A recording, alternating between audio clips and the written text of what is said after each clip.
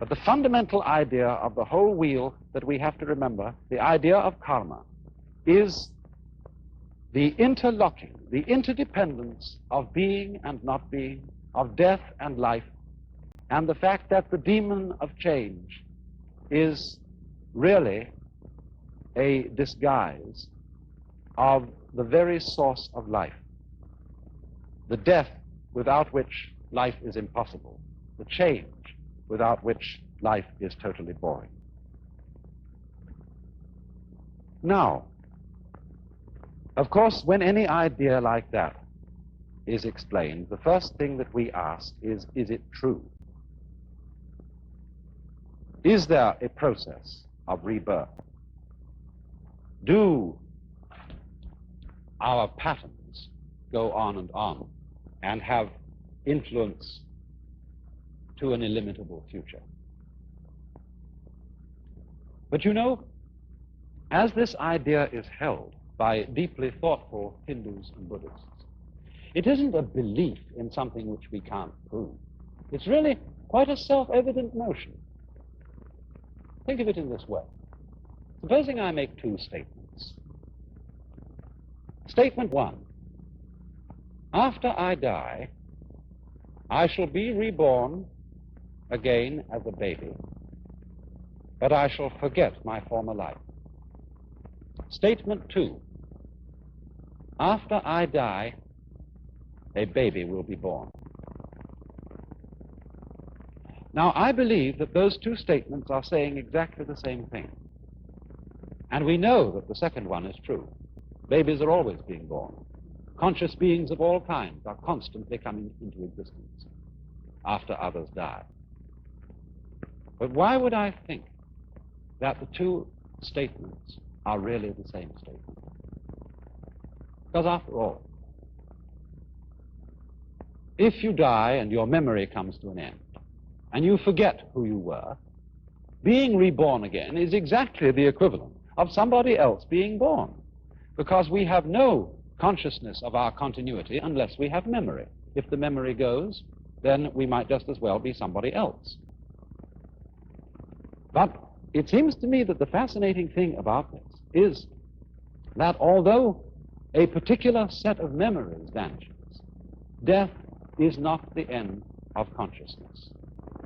In other words, we are deluded by a kind of fantasy if we think of death as endless darkness. Endless nothingness is not only inconceivable, but it's logically absolutely meaningless, because we aren't able to have any idea, much less sensation of nothing, unless it can be compared with a sensation of something. These two things go together. And therefore, I think what is meant is that the vacuum created by the disappearance of a being, by the disappearance of his memory system, is simply filled by another being who is I, just as you feel you are I. The funny thing, though, about being I, about feeling that one is sort of a center of the universe, is that you can only experience this I sensation in the singular. You can't experience being two or three I's all at the same time. Now then, it seems to me that this idea has three very important consequences. One is that the disappearance of our memory in death is not really something to be regretted. Of course, everybody wishes to hold forever to the memories and to the people and the situations that he particularly loves. But surely, if we think this through, is that what we actually want? Do we really want to have those we love, however greatly we love them, for always and always and always and always? Isn't it inconceivable that even in a very distant future, we wouldn't get tired of it? And this indeed is the secret of the thing. This is why the demon of impermanence is beneficent. Because it is forgetting about things that renews their wonder. Just think, when you opened your eyes on the world for the first time as a child, how brilliant colors were, what a jewel the sun was, what marvels the stars, how incredibly alive the trees were. That's all because they were new to your eyes.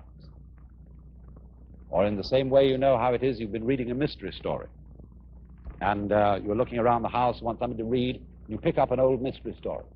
If you read it years and years ago and you've forgotten all about the plot, it still excites you. But if you remember the plot, it doesn't excite you. And so, by the dispensation of forgetting, the world is constantly renewed. And we are able to see it again and again, and to love again and again, to have people to whom we are deeply attached and deeply fond, always with renewed intensity, and without the contrast of having seen them before, for always and always and always. Another consequence of this is a very curious realization for me. Remember that question, who would I be if my mother had married someone else? Who, if I were you, we often say, one might so easily have been you. I might so easily have been born in China and India. Why do I feel that the world is centered in this place, as distinct from some other place? You jolly well know the world is centered where you are.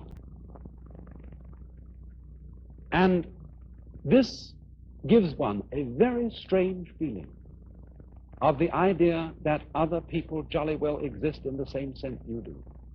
Everybody's name is I. That's what you call yourself.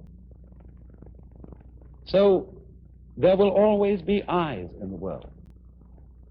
Every I is in a way the same I. We all might be anyone else. And there is no escape. It goes on and on and on and on. So long as there is consciousness anywhere, there is I. You then, in a way, look out through all eyes.